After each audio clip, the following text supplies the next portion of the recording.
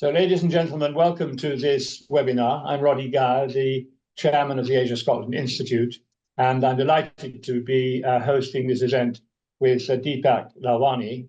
We are going to be looking at India navigating the path ahead at this extraordinarily important time when India is electing its new government. And although the outcome is pretty much certain, and that Mr. Modi will get in with a landslide, there are some important aspects of this election that we will be looking at. The first thing is to say that there are, as I say, a number of different aspects, and this is going to be a webinar that looks into the intricate landscape of India's economic and political future, and is going to explore India's current economic status, the potential ramifications of its upcoming elections, and some strategic insights for businesses aiming to thrive in this dynamic environment. Now, our speakers are Deepak Lalwani, as mentioned. He is the chairman of Lalkap Limited, which he founded. He was born in Bombay in India, and Lalkap is a London-based consultancy specializing in doing business with India. And prior to setting up his own company, he was director India at the London stockbroker Astaz. He is joined by Titiji Bajpai, who is a senior research fellow for South Asia and Asia Pacific program at Chatham House, and a great expert on this particular area. Prior to joining Chatham House, Titiji was the political risk advisor for Asia at the Norwegian energy company Equinor, and also has worked with control risks and others. The other next speaker, who we're delighted to have, is Dr. Poonam Gupta. She's the co-founder and CEO of PG Paper. And Poonam is a leading UK entrepreneur and CEO of one of Scotland's most successful export businesses. He has a career-long interest in strengthening and enabling greater collaboration between Scotland and India, where her parents were born, and she's led a successful Scottish Chambers task force to India in the past. And she's been recognized as one of the 100 most influential in UK-India relations by the India Inc. group. And finally, Alan Rosling. Alan is the chairman of Griffin Growth Partners, and he's been an Asia-Scotland Institute speaker on several earlier occasions and serves on our International Advisory Board. His new venture, EQ Climate Finance, sets out to help finance an energy transition in Indian industry. He's chairman of Azure Power, one of India's leading renewable developers, and he sold his earlier business, Kiran Energy Solar Power, in 2018. Alan was the chairman of Jardine Matheson Group India in the past and was an executive director of Tata Sons. Earlier, he was a special advisor in the number 10 policy unit and strategy director of United Distillers. So to all our speakers, welcome and thank you for participating in this timely webinar. And I will ask Deepak if he could kindly start the discussion. Thank you very much indeed, Roddy. Also to Asia Scotland Institute for kindly inviting me to be a panelist. I think I have about 8 minutes to give a quick overview on the Indian economy and address the 4 bullet points as advertised on the webinar. So there's a fair bit to cover. So I'll dive in quickly and give the salient points, the bullet points, and then no doubt there'll be some question and answers at the end, and I'm happy to field those. So what are the current state of the economy in terms of GDP growth, inflation, interest rates, etc., FTA, and the risks to the economy? The latest GDP figure for the October to December quarter 2023 was a strong and better than expected 8.4%. And the latest growth of 8.4% was the fastest in 1.5 years.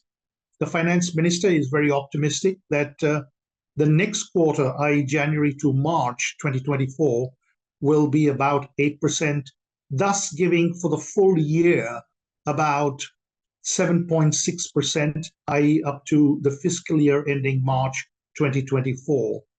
Foreign exchange reserves are at a near record high of 644 billion, and India has the fourth largest forex reserves, ahead of countries like US, Germany, France, and UK, which UK, in fact, where we're sitting here in London, it is 19th in the table.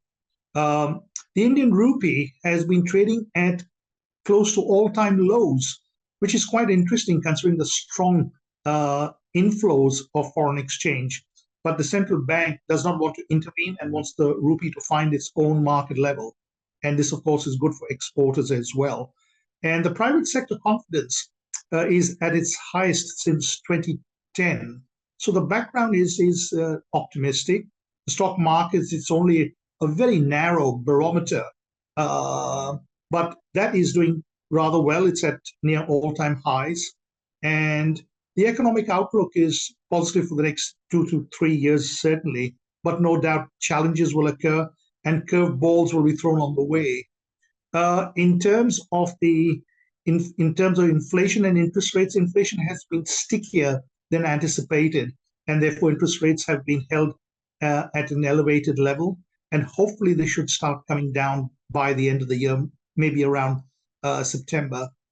As far as the UK-India free trade agreement is concerned, the talks have been going on for nearly 2 years now, and there is hope because they've reached a stage where I think a deadlock needs to be resolved, and that'll probably be through political will.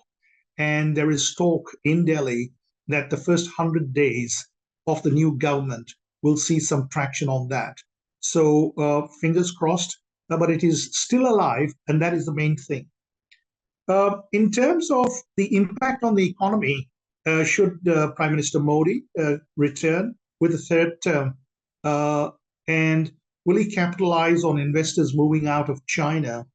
So I think the most important headline for any business, or in fact for captains of industry, is stability and continuation. And I think that will occur. That is the biggest positive, really, because businesses like continuity and political stability. The focus will be on continued economic growth.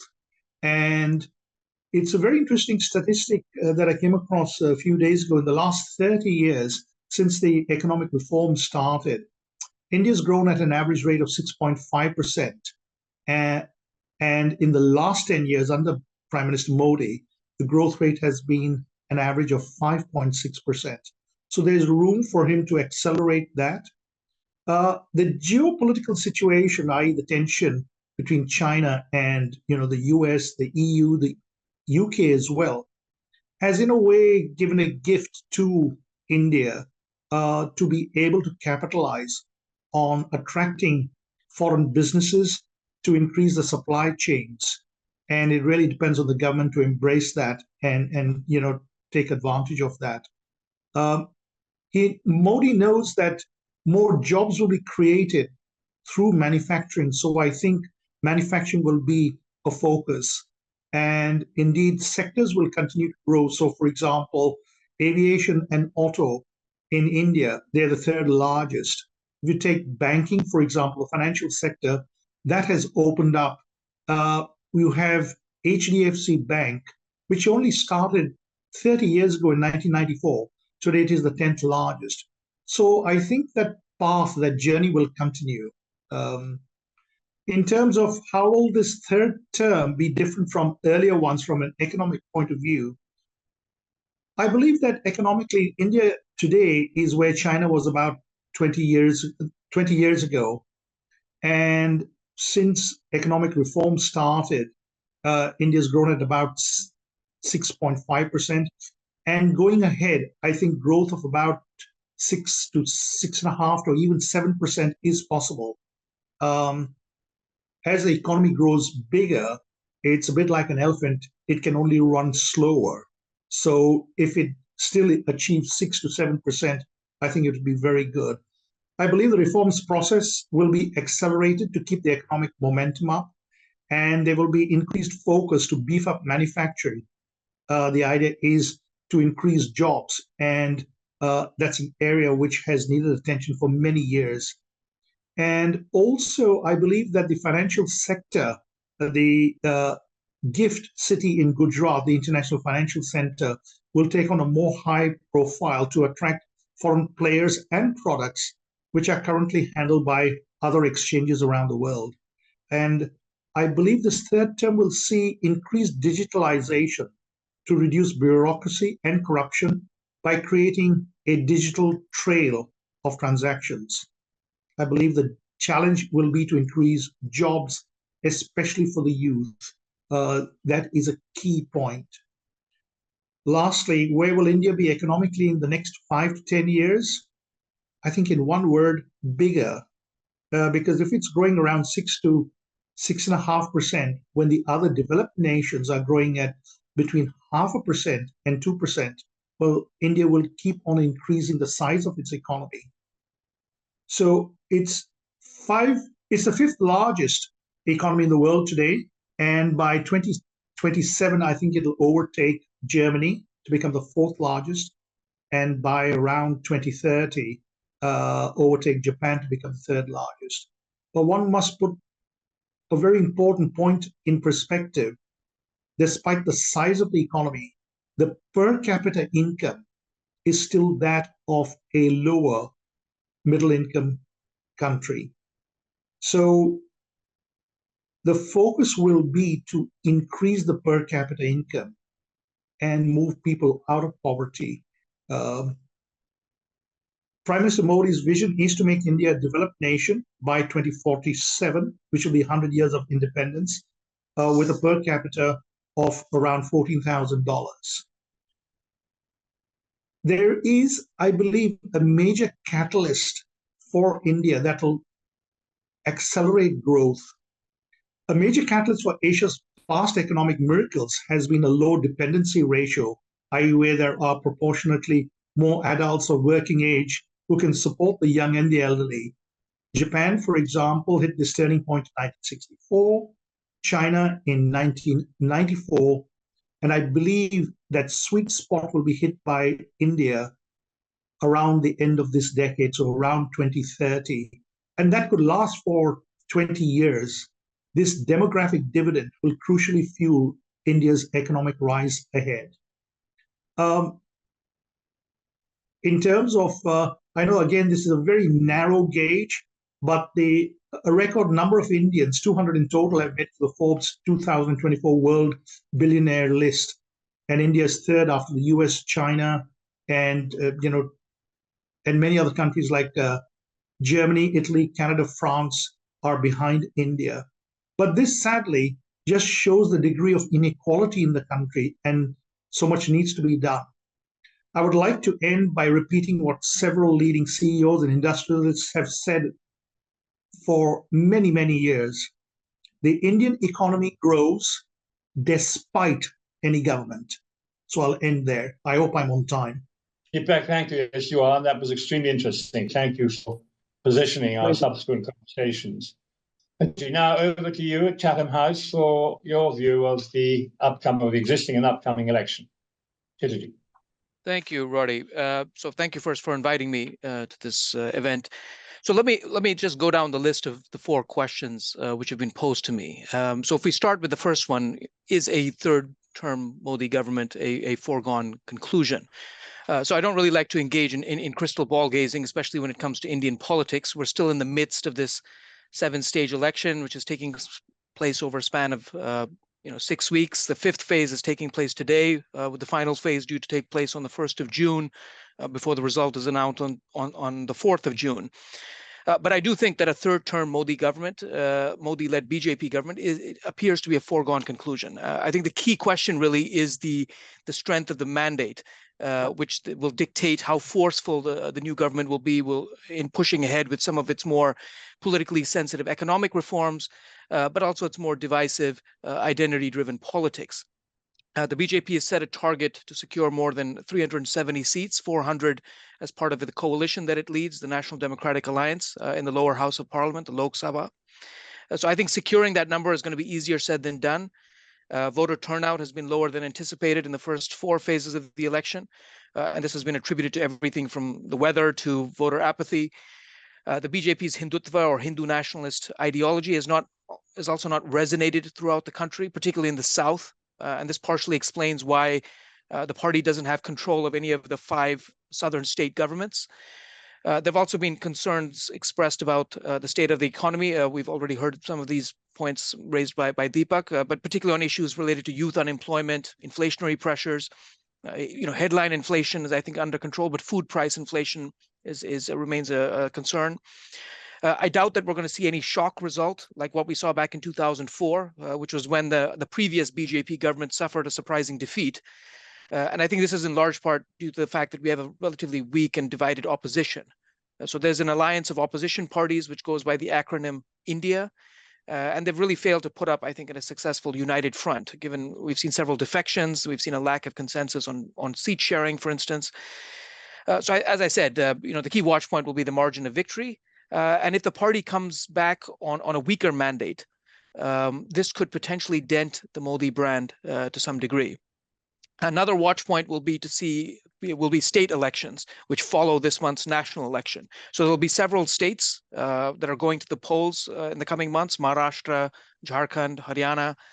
And the reason this is important is this is going to dictate the BJP's position in the upper house of parliament, the Rajya Sabha, where the BJP has yet to secure a majority.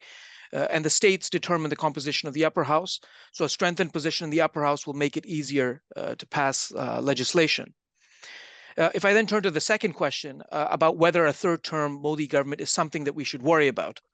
So there have been, I think, genuine concerns about the state of Indian democracy under the Modi government, as it's employed key levers of power in pursuing a witch hunt against the opposition and members of civil society.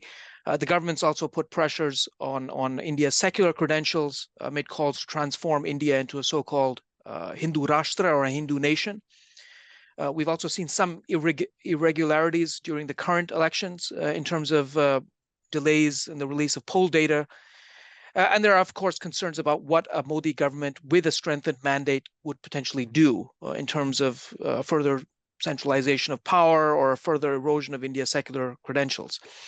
But I think this all needs to be put in context. I think claims that if Modi wins again, we're going to see India slide into some sort of dictatorship. Clearly, this is very much exaggerated. I think democracy remains very much well entrenched in Indian society, and it's not something which is going to be easily overturned. I would say that Modi, or India under Modi, is more like the US under Trump, or Brazil under Bolsonaro. So these are strongmen, populist leaders, but ultimately the institutions are still stronger than the individual. And India is nowhere near where it was in, say, 1975, when we saw a state of emergency declared and the suspension of democracy for almost 2 years. And I think on a procedural level, also, democracy remains very much intact. So if we look at recent state elections, we've seen fewer recounts, fewer complaints about vote rigging or manipulation. So a degree of checks and balances persist. If I then turn to the third question, which is about what a third-term Modi government means for India's foreign policy, what does it mean for its place in the world? I think it's interesting. Historically, foreign policy has not really been a key electoral issue in Indian politics. But Modi has really made Indians care more about India's place in the world, and essentially how under his rule India's status has been elevated as India reclaims its rightful place on the world stage. And Modi has also tried to leverage the government's foreign policy accomplishments for electoral gain. So we saw this in 2019. The 2019 election, where national security was a key theme. And this was in response to a high-profile terrorist attack which took place in Kashmir earlier in the year. Again, this year's election is taking place in the aftermath of last year's G20 presidency, which India held.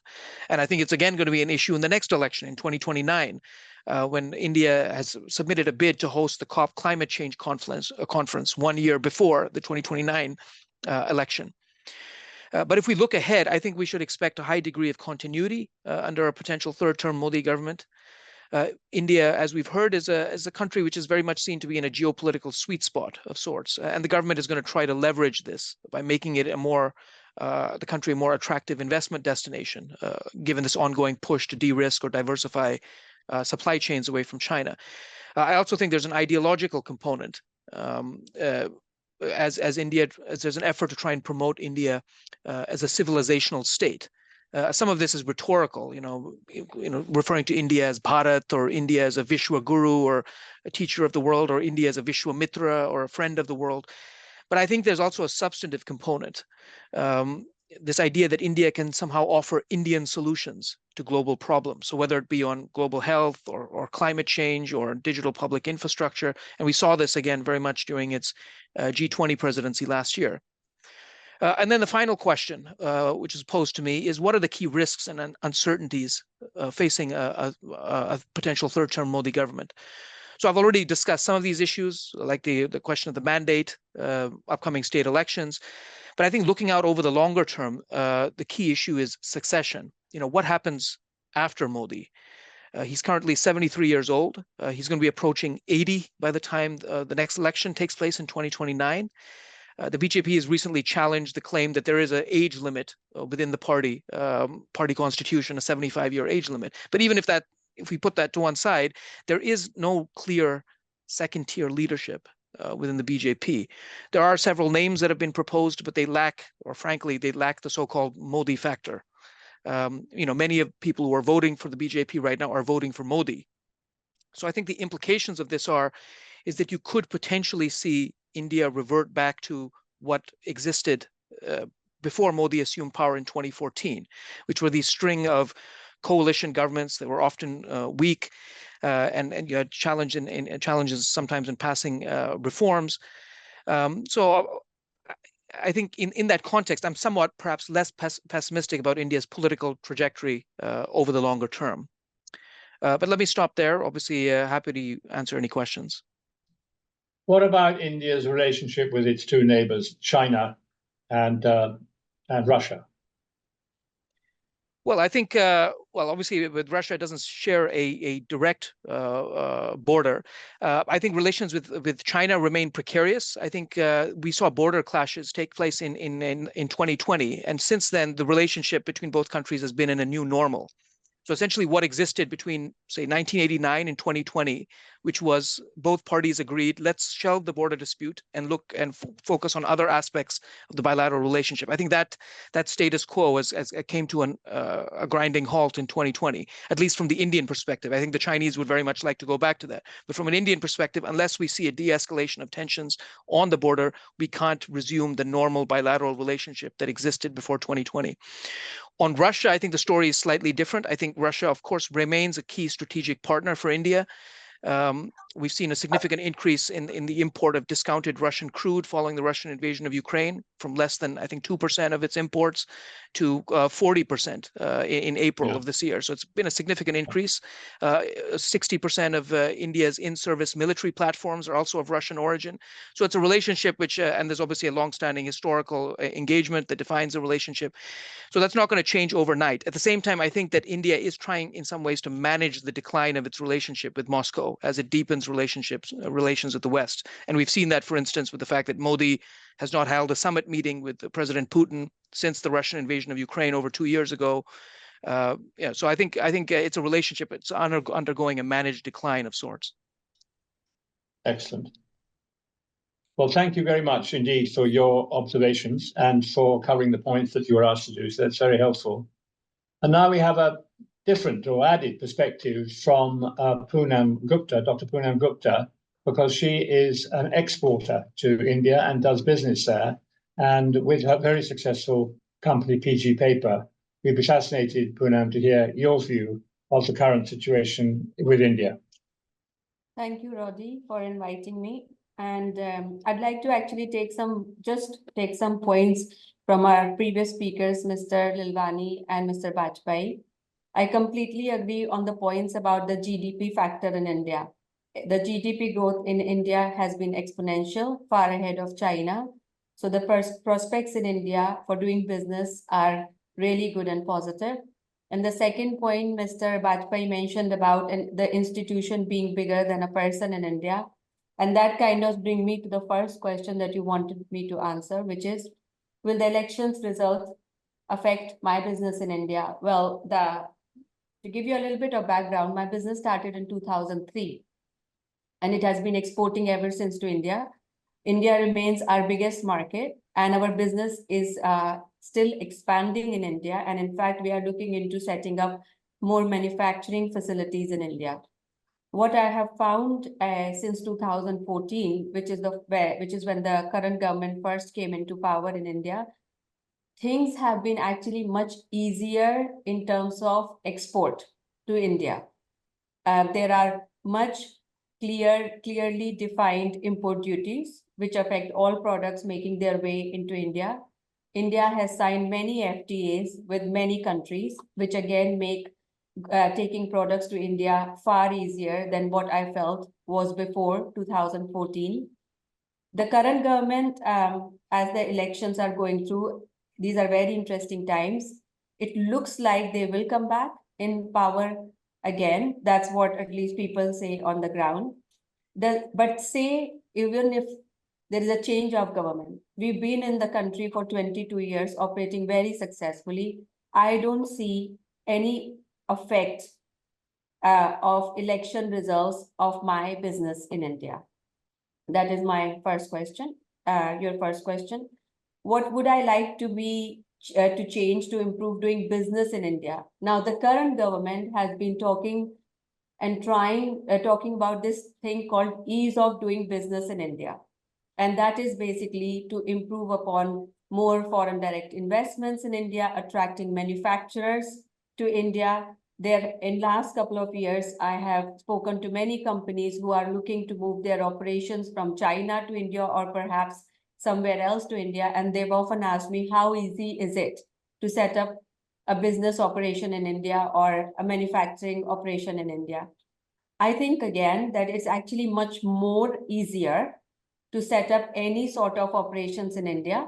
The government has made it quite much more easier than it used to be before, which I found myself in the past. So India, we are talking about India as a country. There is a central government and then there is a state government. Often, so state government is like in the UK, we have Scotland, we have Wales, we have Northern Ireland and England. In India, there are multiple states. So when somebody is thinking about setting up a business in India, it is actually something that gets taken care of at the state level.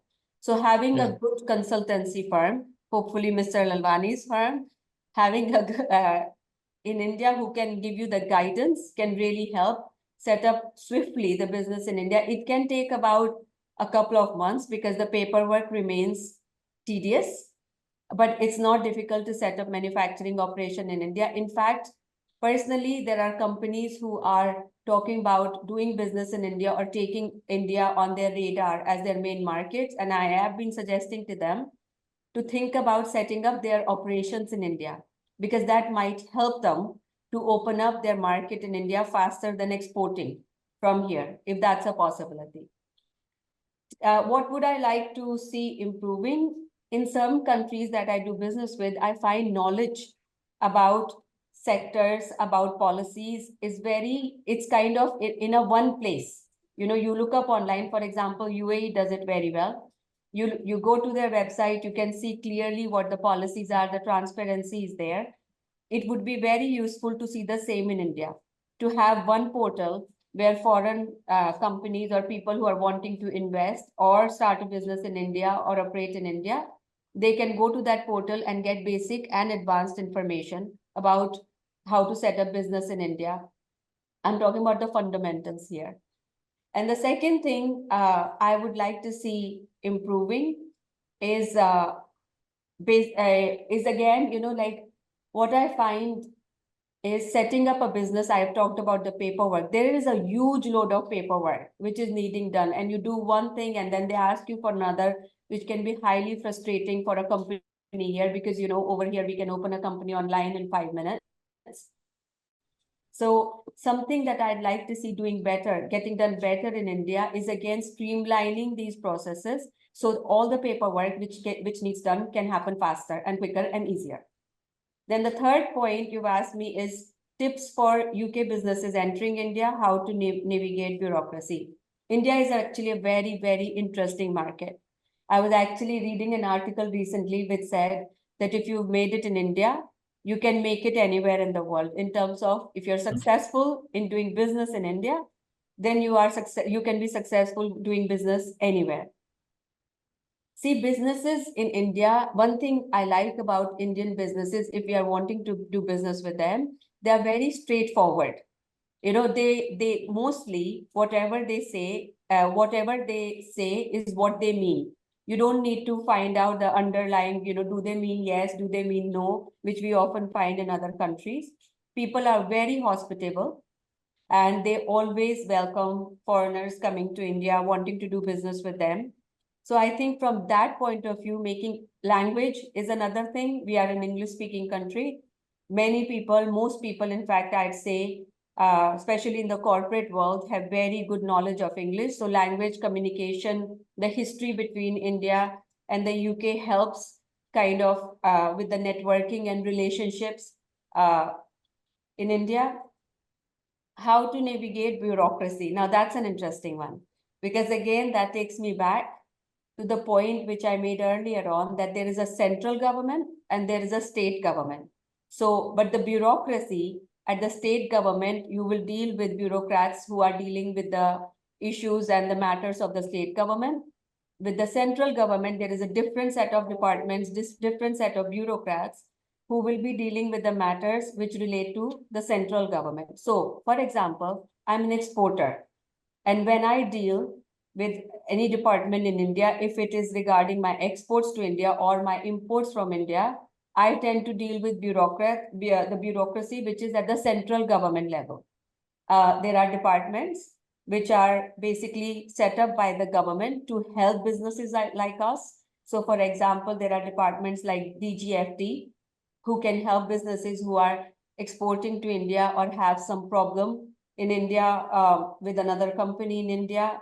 Those things are quite well laid out. I find bureaucracy actually much easier to deal with since the current government has come into power. I can see that the corruption, which I felt was getting worse pre-2014, is actually much, much better. They are willing to help, they are willing to listen to you, and they are willing to guide you. So navigating bureaucracy in India is about first finding out which department you need to approach, who do you need to approach in that department, and then just making an appointment and going and speaking to them. I've often found them on a positive side to be very good in guidance and helping. My business continues to grow in India, like I mentioned earlier on, and I am looking to set up multiple manufacturing facilities in India. I'm also an investor in India in many companies. And I think that's a testament towards the fact that I believe in India. I believe in the Indian growth story. The current Indian Prime Minister and his policies in terms of business are positive, highly ambitious. He's talking about a $5 trillion economy, and it looks like that the target may be achieved well in time. The ambition is there. I find more and more companies coming out of India who are becoming unicorns, and they are also going out with India to make a name for themselves in the world. There are a lot of JVs happening between Indian companies and foreign companies that I see, and sometimes I, mentor or guide them just about India. So for me, overall, I do not think that the current election results will affect my business in any bad or good way, perhaps better way. I would like to think on a very positive note. I would like to see easier portals where the information can be seen in one place. Yeah. And the third thing is navigating bureaucracy. It just depends which bureaucrats you are wanting to talk to, but I find it much easier than I used to find it before. Thank you. Well, thank you. And just tell me, do you have very good partners in India? Do you find having a good partner on the ground who you can trust is important? I have actually, Roddy, multiple very good partners in India. And I would say they are solid and they are good for their work. In fact, most of the companies I've been working with in India, I've now been working with them over 15, 16 years. Mm-hmm. And tell me, your Indian origins, your parents, combined with your presence in Scotland, do those two things help? they definitely help because coming from India, I guess it's easier for me to understand people. But like I said before, I find Indians extremely hospitable. So you know this, you know, Roddy, you mentored companies in India, whether it's you or whether it's me. Generally, the way that the businesses or people are greeted in India is very positive. Okay, thank you very much indeed. Now, I don't know is Alan Rosling around? Very much, yes. Alan, how are you? Nice to see your face. Good to see you. Apologies for joining from a mobile phone outside a railway station. So I've migrated to a park. You're surrounded by beautiful trees and greenery. So it's over to you to just comment on your views of what's going on in India and your outlook from your own particular perspective. Okay, thanks, Roddy, and good afternoon, everybody. I have a slight issue that I don't disagree with anything any of my co-speakers have said, which is unusual. I think Deepak, Poonam, and Chiraj, they've been absolutely on the money. The only thing that I had a slight disagreement, Roddy, was with yourself when you said, do you have good partners in India? Because in my experience, which now goes back 42 years of India, partners are the source of problems, a bit like a marriage. Choose your spouse wrong and it destroys your life. So I would just urge anyone who's setting up in India or considering India, don't immediately jump to a partner or a joint venture. You don't need it legally or in any other way anymore. Right. So in 42 years of being in and around India, I've made about every mistake that foreigners can make. I've believed in the Indian story for all those years, and I've been wrong for a lot of those years, of course. I should have gone to China as a young man instead of India. I believed in the story of India's potential because of its education, because of its soft infrastructure, English language, because of its population, because of its industrial prowess, because of its innovation ability. All these factors I've argued about for many years.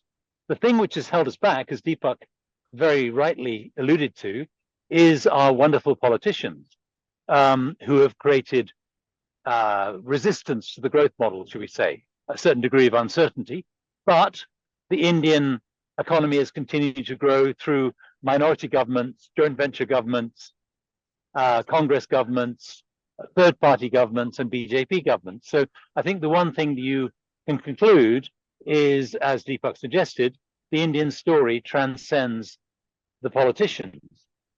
That said, the last 10 years under Modi ji, from an economic point of view, and I'm going to concentrate on talking as a businessman, not a commentator on politics or social sciences, social society.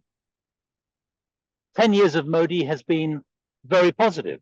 There's been a fundamental shift in the economy, building, of course, on the previous 25 years of reforms under Congress and assorted other governments, including a BJP Vajpayee government for a critical period.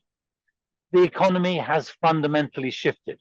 It's grown in size, as Deepak suggested, by, in some years, 10%, but on average, 6.5% to 7% over 30 years. That means there is now demand in the economy for consumption of goods, the middle class, which was never there before. The ease of doing business, as Poonam suggested, has been radically transformed, and India's position in the World Bank Index has been, transformed in terms of the ranking. Corruption, which used to be a concern to foreigners, having run Tata's international businesses, frankly, India is a much simpler place to do business than many other places in the world, particularly, let's say, China or other large emerging markets, even, frankly, the US or the UK, which may not be corrupt, but certainly has political uncertainty. The UK, we keep changing our thinking on infrastructure projects, or, we're about to have a Labour Party re-elected, probably. What will that mean to everybody? So is India any more politically uncertain or difficult than many other countries? I would argue no. And then, in terms of positivity, infrastructure, which used to be the other very common complaint about India, that you couldn't move a truck, it would take 6 days to go from Madras to Calcutta, whatever it was. That has been transformed in the last decade, and before that, there is now a surplus of electricity. Roads have been transformed. This year, or the financial year which is completed, 12,000 kilometers of highways have been added. Every major city in India now has a metro. Hyderabad is the largest public-private partnership in the world as a metro system. Airports, all of you, I'm sure, have flown through Bombay or Delhi, even the other metros. All those airports are fundamentally better and probably better than what you normally get in the US or the UK. Ports, if you've seen The Economist this week, they have a very interesting article on the transformation of India ports, both in terms of the capacity, but also in terms of the speed of transition through the ports. And lastly, and probably most fundamentally, digital infrastructure, which builds many businesses and creates new business models, has just been transformed with the India Stack that's been created, again, predating Modi, but Modi has pushed it forward. This has enabled one of Modi's critical policies, which is Make in India, a policy to get manufacturing back to 25% of the economy from something like 16%.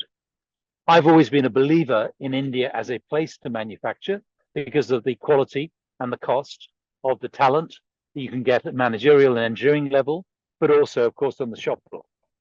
But under the government in the last 10 years, because of demand, the size of the market, because of obviously the transformation in the comparison with China, because of the ease of doing business, and because of policies like PLI, the production linked incentive that the government has introduced, India has become a serious manufacturing base, both for its own purpose, its own market, and for export across a range of businesses, maybe starting with automotive, where India is now a major exporter, and most recently semiconductors, where you probably noticed because of PLI policies, large fab projects have been announced in India, obviously for India's needs, but also for export, including 2 from my old shop, Tata's.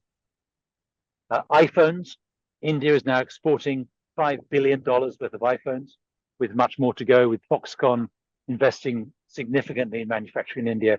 And again, my old friends in Tata becoming a major Apple supplier based in India. So your next iPhone 15 or 16 is very likely to be made in Tamil Nadu. And then defense. India has already become the largest importer of weapons in the world, and very quickly will become one of the largest markets and one of the largest manufacturers of defense systems, both for its own use and increasingly for export. Just to illustrate what I think has been the transformation from my own experience, having set up one of India's first solar businesses, so a private sector infrastructure entity, India has gone from almost nothing in 2009 when we started the solar business to now the 3rd largest solar economy in the world, and growing very fast towards a 500 gigawatt target by 2030, which I think they'll achieve. So whichever sector you look in, India has been moving forward, is very different, and the opportunity are enormous. Now, just to come to something which I got wrong, and I'm very willing to admit many mistakes in my career, but one thing I got wrong was when I wrote a book 7 years ago on the Indian economy and Indian entrepreneurship and innovation. I argued that India was going through an entrepreneurial revolution, which I think it is and was, but I argued a weakness in that transformation was innovation, where I could see very few examples of genuine innovation of business model or product or technology coming out of India. Now, 7 years later, wearing a hat as an early stage VC, I am just staggered by what we are discovering across India in terms of innovative small companies spinning out of the IITs, spinning out of the MNC manufacturing and engineering centers, whether it be aerospace or EV or automotive, robotics, obviously digital and AI, or biopharma. India is becoming a major innovation hub, which of course, to go to Poonam's point about investing, gives them huge opportunities for foreign investors and Indian investors, and for the transformation of the economy. So in conclusion, just to say, India has never been for me a question of whether to do India. The only question has been how to do India. And I go back to my point about avoiding joint venture partners. There have been two generic strategies in my experience: India for India. In other words, you set up in India for the Indian market, or India for the world, where you set up in India to take account of the low cost and the very high quality of people for the world for export, as Poonam has done. But increasingly, I think the right answer to this question of how to do India, not whether to do India, is to combine both. To use India as a center for your huge and growing Indian business, but also to use India as an increasing part of a global value chain and an increasingly important part of your global business. Thank you, Roddy. Thank you very much indeed, Alan. That was great. And you look fantastic with the trees, as I said. So very environmentally friendly location. Deepak had a point that he wanted to raise. Deepak, do you want to say that now, perhaps for Alan? No, I did not have anything. Sorry. Okay, all right. Well, I'm going to turn to the stuff that we've got on our Q&A. Here is a question. Why are the panelists concerned about succession planning within the BJP if they believe that India continues to grow despite any government? Wouldn't it imply that the leadership doesn't really matter? This is Parth Pamnani. Who'd like to comment on that? Titaji, yes. Yeah, since I'm the one who raised the point, let me I think this is a structure versus agency question, not to be too academic about it. So in terms of the structure, yes, obviously India has certain structural strengths that are going for it. It's demographic dividend. You've seen this model of competitive federalism where states are essentially trying to compete or outdo each other in attracting foreign investment. So that is the positive side on the structure. But the agency side, the point is that leadership does matter. So as we've heard from others, a lot of these policies that have been put forward, whether it be the production-linked incentive, Make in India, goods and services tax, GST, bankruptcy code, all of this is about making India a more investor-friendly environment. So I'm not really questioning, whether a left-wing government or a right-wing government would be better for foreign investment. But I think it goes back to the point that I made. It's the strength of the mandate. So if you have a weak, it's more about a strong government versus a weak government. If you have a weak government, that creates a situation where you have more of a one step forward, two-step process back process of decision making. So I think that is what matters. So it's and it also to some extent determine the extent to which you have more even or uneven development across the country if you have a strong government at the center. Good. Thank you. Perhaps this is one for Poonam. Poonam, someone's asking in the Q&A, which is the most investor-friendly state in terms of ease of doing business, in your view?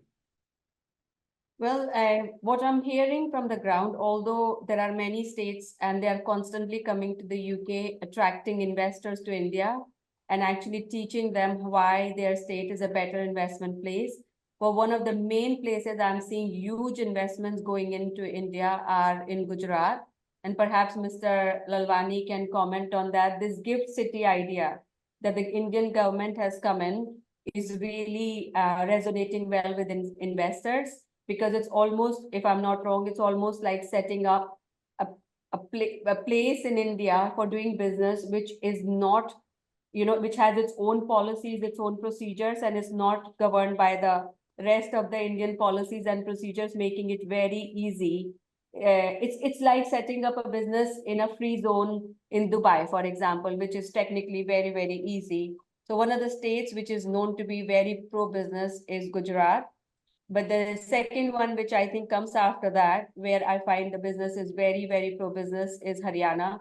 One is in the center of India and the other one is in the north. Thank you. I would just add, may I add something there, Roddy? Yes. Just to continue with the points that Poonam made, I think what has happened is with industries, they've gone into particular states. So for example, for IT, Haryana, for the auto industry and auto ancillary industry down to Tamil Nadu. And, India, Maharashtra, Bombay is the financial hub, and Gujarat is now building up on Gujarat Gift City. So it's a question of which sector one wants to enter and then choose, because the infrastructure is already there and the ecosystem is there. And the idea is to play into the right ecosystem there as well. Thank you. Alan, do you agree with that? Best states to invest in? I agree with what we do. There are many, and it changes. There is traditionally been a north-south and east-west divide. So classically, it has been easier to do business in the south and the west than the north and the east. My worst experiences of all states, if it is a state, is Delhi, where you don't have manufacturing activities, but inevitably, in my experience, if you set up an office in Delhi, people seem not to stick around very long, should we say. So I do think it depends what you want to do. Obviously, if you require, power for your business or transport links or a port, then your choices are going to be driven. I've been long a fan of Tamil Nadu and Andhra Pradesh as places to set up manufacturing centers. Karnataka, obviously, Bangalore has traditionally been where people have chosen to set up digitally driven businesses. So it does depend. And there's going to be no right answer. Wherever you go in India, you will make it work. The one thing that I would say is the only key success to making it, key factor to make success in India is determination and persistence. Those people who come and go quickly will exit very quickly and unsatisfactorily. Thank you. It sounds like Poonam is persistent and has been working at that market for a long time. So Poonam, congratulations to you. There's another question here, which is as follows. Apart from financial services and the legal sector, are there any other sectors that the UK can add value in the UK business relationship? Alan, you have certainly referred to those. Titaji, do you have a comment on that? So do you want me to go first or Titaji first? Yeah, why don't you comment on that? Okay. Yeah, this has been a long frustration. The UK's lost its leading position in India. So until very recently, we were the largest investor in India on a cumulative basis because of the past and because of a series of large investments from BP or Vodafone or Diageo, etc. And we have been losing that position to our competitors. I mean, look at the defense industry and so on. The areas that I think we have I think what we need to do is think from an Indian point of view. What is it the UK has that could add value to the development story and the job creation need in India? The City of London has been, neglectful, frankly, of the opportunity in India. If you bank or invest in India, you don't tend to touch UK banks or PE firms very much. It's the Americans, the Canadians, etc.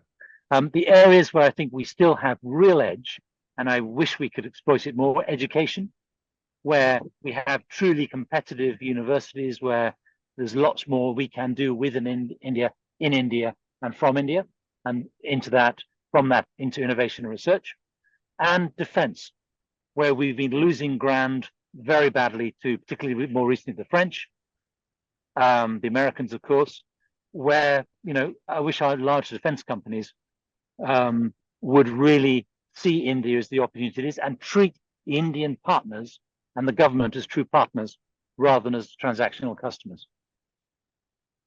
Thank you. Roddy, may I come in on that, please, if I may? Feedback, please do. Thanks, Alan. I would agree very much with Alan on the education part. I think Britain has a lot to offer there on the universities and on the education part. But there's also gas and oil exploration, for example. British Petroleum and Reliance, digging for oil off the coast of India. And as far as the UK is concerned, it is also a very good place to raise finance. So Indian companies coming here to raise finance to fuel their growth. So whether it is through the bonds, green finance, or even raising debt or equity capital, the City of London is still a leading place to raise finance for Indian companies. Thank you. Let's see, here's another question. What are the key factors contributing to the growing sentiment that Indian businesses should divest from doing business with countries like Pakistan? Deepak, that may be one for you as well, or Titaji.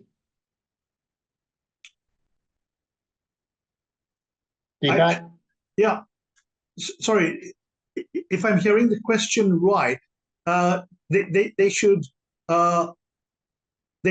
get out of places like Pakistan and invest in different countries. Growing sentiment, yeah, the growing sentiment that Indian businesses should divest from doing business with countries like Pakistan. I think as far as the Indian businessman is concerned, if there are profits to be made, they will go there and they'll be attracted to countries where they can make money. I think that should be the guiding principle, quite frankly. Thank you. Okay. Well, it is time to start wrapping up. So, Titaji, did you want to make any comments as we start to close? And then I'll pass to Poonam. Yeah, I mean, just looking at a couple of the questions. So one on the UK-India relationship. I think, Foreign Minister, Indian External Affairs Minister Jaishankar, he really said it best when he visited the UK last year in Diwali. At a Diwali reception, he talked about the unrealized potential in the bilateral relationship and the need to seek, quote unquote, new convergences. So I think a sense of complacency has set in the bilateral relationship. There's too much emphasis in some ways on the historical bonds of this common language, legal system, the living bridge of the diaspora community. There's a need for developing new areas of engagement, which some others have referred to: education, technology space, India's ambitions to play a more prominent role in the global south, in the context of the UK's Indo-Pacific pivot, the complementarity of the UK's special relationship with the US and India's growing strategic cooperation with the US. So I think those are, clear areas of growing, cooperation. The other point, I think there was a question that was raised about what does India doing about the climate change problem, both in terms of mitigation and adaptation. So I think, the one point to keep in mind is India is an energy hungry economy. So what that means is we're going to see the simultaneous developments of hydrocarbons and renewables or low carbon technologies. So I think on the positive side, we've seen, the Modi government has been a strong advocate of the energy transition. They've set these very ambitious targets: 2070 net zero, 500 gigawatts renewable capacity. They've reduced several pieces of legislation to create a more enabling environment for renewables development. It's more receptive to collaboration with other countries in the renewable space. So there's an International Solar Alliance, a Global Biofuels Alliance, for instance. But at the end of the day, I think the other point to keep in mind is that coal remains king when we talk about the Indian energy mix, and that's not something which is going to change overnight. There's a lot of structural challenges, power sector reforms, for instance, protectionism as being some issues. So I think it's a mixed bag when we talk about the climate change and where India stands. But when you look at this energy trilemma, which we talk about, energy affordability, security, and the energy transition, I think energy affordability takes precedence over everything. But let me stop there. Thanks, Titaji. And Poonam, thank you so much for your contribution. You're obviously optimistic on India as a market for PG paper, where you've done very well. And your comments about how the future looks are very heartening. Did you want to add anything else? I actually saw a question which asked, somebody is asking, is Invest India a good entry point? So yes. In the past couple of delegations that I took to India, Invest India is a very welcoming place, a special organization department actually formed by the Finance Ministry and Commerce Ministry to ensure that businesses who want to set up in India or want to set up a joint venture in India, they can help with at even the basic entry point. So I would say yes, Invest India is something that people should reach out to who are looking for partners in India. And beside that, there are actually some really good organizations in India, just like we have here in the UK. So there is FICCI, which is the largest chamber of commerce in India, very pro-business. And they have a huge set of businesses in their database and very good at making those connections. And you're right, I'm very optimistic about India. I think the transformation I've seen in India in last 10 years, which have really helped even further grow my business over there. And I think that Indian story is ambitious and India will continue to grow, and hence India remains a huge opportunity to explore. Thank you very much indeed. And Deepak, any last comments from you? Yes, if I may. In addition to the points raised by Poonam and Kshitij, apart from Invest India, there's another portal which is very interesting. It's called India Brand Equity Foundation, IBEF. It's worth going through because they have a lot of information on the different sectors, states, etc. But if I may just close my views with 2 points. The first one is, I believe that the biggest risk to India today is climate change. It used to be poor infrastructure, bureaucracy, corruption, etc. I think climate change, because I think the urgency is tremendous with climate change. I think we are far behind the curve with India because only 50% of the arable land is irrigated, that 50% of the farmers depend on the kindness of the rain gods. So if you have poor rainfall, it'll affect crop yields. Poor crop yields will raise food inflation, which will raise interest rates and stifle economic growth. But I will close on my overall bullish view on India economically. I've specialized on India for the last 29 years, and I've never been as optimistic on the India economic story as I'm now for the next 10 years. And I will end there. Excellent. Well, you and Poonam should connect in the coming weeks, I hope, and be able to help each other. So in conclusion, I would like to thank the panel. I think Alan has disappeared onto a train, but Alan, if you're there, I apologize. Very much here. There you are. Alan, any comments as we close? No, just to me, India is all about young people and everyone being better off tomorrow than they are today and better off than their parents are. So just the opportunity and the positivity of this country, you've got to dive into the water and swim. Make mistakes as you learn to swim, but you will reach the shore on the other side if you keep swimming. Very well said. Thank you. Well, thank you. And in conclusion to all the panelists, thank you so much for your involvement. It's been an extremely interesting discussion with a range of opinions, all of which I think are optimistic about the future. On the 3rd of June, which is our next event, we're diving back a little bit in time, looking at Scottish botanists and the connections between Scotland and India over the years. And they're still there. And we are working with the botanical gardens in Calcutta, which were set up by Scottish botanists and are now amongst the most impressive in the world. So we have an event with people coming over from Calcutta then. So please do stay in touch with our programs.